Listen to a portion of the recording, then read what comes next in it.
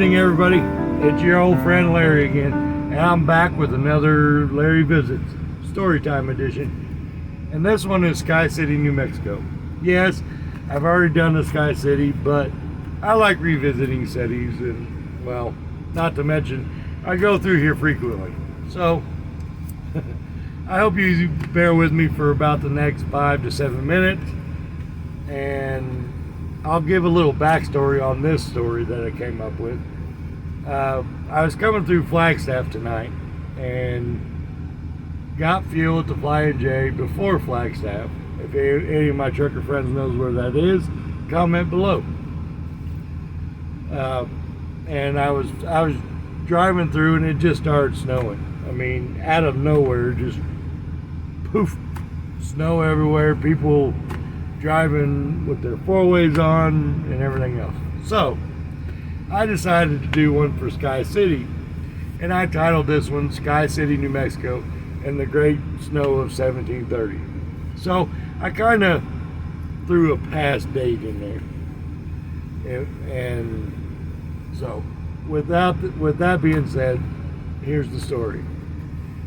In the late 1700s, Sky City stood proudly atop a sun-baked mesa in what is now New Mexico. The Acoma Pueblo people lived here. Their adobe homes blending in seamlessly with the surrounding land. The harsh desert climate was a familiar part of life, with scorching summers and dry winds. But snow was a rarity. One late December in 1730, remember, we're in the 1700s right now. The air carried a chill that the elders hadn't felt in years. They were gathered near the kiva fires, watching with wise eyes towards sensing a change.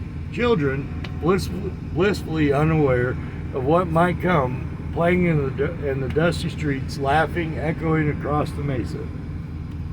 One of the children was Tahu, a curious girl who only had heard stories of snow from her grandmother. She couldn't imagine the desert transforming into a blanket of snow. This particular afternoon, Tahu climbed the highest wall on the mesa and watched the sky. Her father, Kaya, a talented potter, joined her. "What do you see?" he asked, sitting next to her. "The sky feels heavy, like a great stone waiting to fall," Tahu said, clutching her shawl. "Will it snow, Father?" Give me 1 second.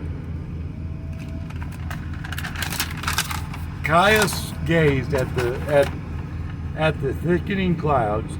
"Perhaps," he replied. "Snow is rare, but if it does come, it will be a gift." As the day wore on, a stillness had settled over Sky City. And as the sun started slipping below the horizon, all of a sudden snowflakes began to drip from the sky. Tahu gasped at the first flakes melting in her hand. "Snow!" she yelled, running through the village, spreading the word.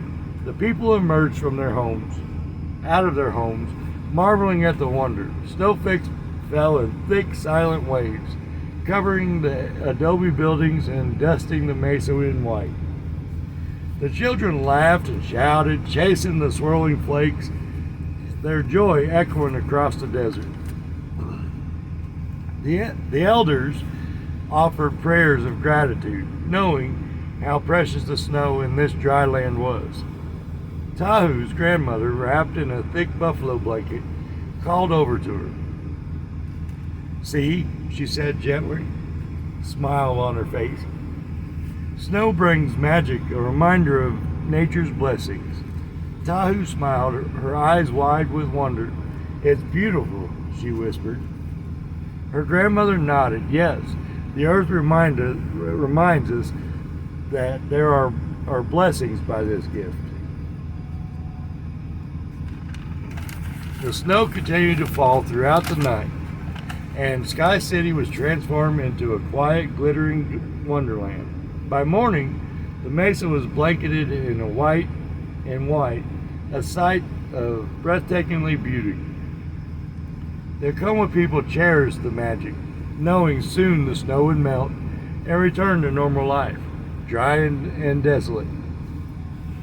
The story would be told throughout the ages, passing on from generation to generation. The time the desert was kissed by the snow, definitely a rare gift from the sky.